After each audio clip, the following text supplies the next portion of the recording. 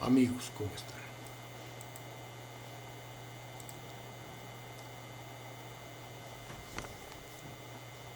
Buenas tardes a todos. Eh, la idea es entonces desarrollar este primer video para dejar planteados los elementos básicos iniciales y dejamos temas subsiguientes para un segundo video. Vamos entonces a comenzar con el tema que ya habíamos señalado, que es el de la responsabilidad patrimonial del Estado colombiano cuando quiera que por actos terroristas se le cause daño al patrimonio de las personas. Entonces hablamos de daños corporales o daños incorporales, daños a la integridad física de la persona o daños a la propiedad. Pero con una particularidad muy especial, y es que en este evento lo que se analiza y se juzga en el marco de la responsabilidad extracontractual muchas veces no es tanto el hecho de la administración o la omisión administrativa, sino el acto de un tercero. Y cuando el hecho es del tercero y es determinante, ha sido un factor jurídico de mucho arraigo considerar que este es un eximente de responsabilidad porque califica dentro de los componentes de causa extraña. Por eso el tema nos lleva a hacer todos estos análisis que nos van a dar una visión más o menos elaborada de cómo ha sido el desarrollo de la responsabilidad por actos terroristas en la jurisprudencia colombiana. Entonces, empezamos con el tema de los daños causados por actos terroristas. Y el punto de partida es el análisis, por supuesto, de lo que se entiende por un acto terrorista. Y el acto terrorista, a diferencia de cualquier otro acto que causa daño, es un acto que está circunscrito en una estrategia que está orientada a la intimidación, al temor o al terror. Fíjense que el que hurta o el que mata por venganza o el que causa daño producto de un accidente no está produciendo ese propósito, no va atrás de ese propósito, que es muy propio del acto terrorista. Entonces, la psicosis y el temor o la intimidación como acto terrorista que es, tiene una específica situación, y es que es espontáneo, y al ser espontáneo pues le resta al aparato estatal la posibilidad que uno espera siempre en todo actuar administrativo, y es el de obrar con prudencia, con diligencia, con eficacia, como dentro de los buenos componentes del servicio, el buen servicio. De manera que eso hace que entonces hayan dos vertientes tradicionalmente reconocidas en la jurisprudencia y que aplican a los actos terroristas, pero de una manera mucho más especial, quizás mucho más específica y mucho más ajustada.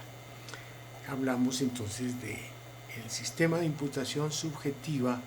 sobre la base de considerar que hubo falla del servicio, o el sistema de imputación objetiva sobre la base de considerar que a la víctima se le colocó en una situación de riesgo excepcional o de daño especial. Alcanzamos a ver en la clase pasada que cuando hablamos de los componentes de riesgo excepcional y daño especial, nos incursionamos en un concepto que se llama responsabilidad sin falta, mientras que el sistema ordinario, el régimen subjetivo, que es el conocido como régimen de falla, se da cuando precisamente el servicio se brinda en condiciones anormales, defectuosas, omisivas, etc. Punto de partida también de cara a este análisis y a esta explicación es que el terrorismo lo comprenden actos perpetrados por grupos insurgentes en una época considero muy superada en la historia colombiana fueron perpetrados por el narcotráfico, que desplegó toda su capacidad económica y bélica para generar daños, zozobra, intimidación, caos, tragedia. Y últimamente me parece, es mi modo de ver las cosas, se está dando a través de, también se dio en el pasado, a través de lo que se llaman las protestas, las marchas, cuando se presentan protestas, esas protestas en ocasiones generan desmanes, ya sea por lo que sea, pueden ser infiltrados o no, pero finalmente provocan caos, terrorismo, daños. Entonces ya esos daños están dados dentro del componente del terrorismo, incendiando propiedades, causando muertes, quemando buses, atentando contra oleoductos, atentando contra la vida de los funcionarios del Estado, contra los oficiales militares pues, de la institución militar castrense, etc.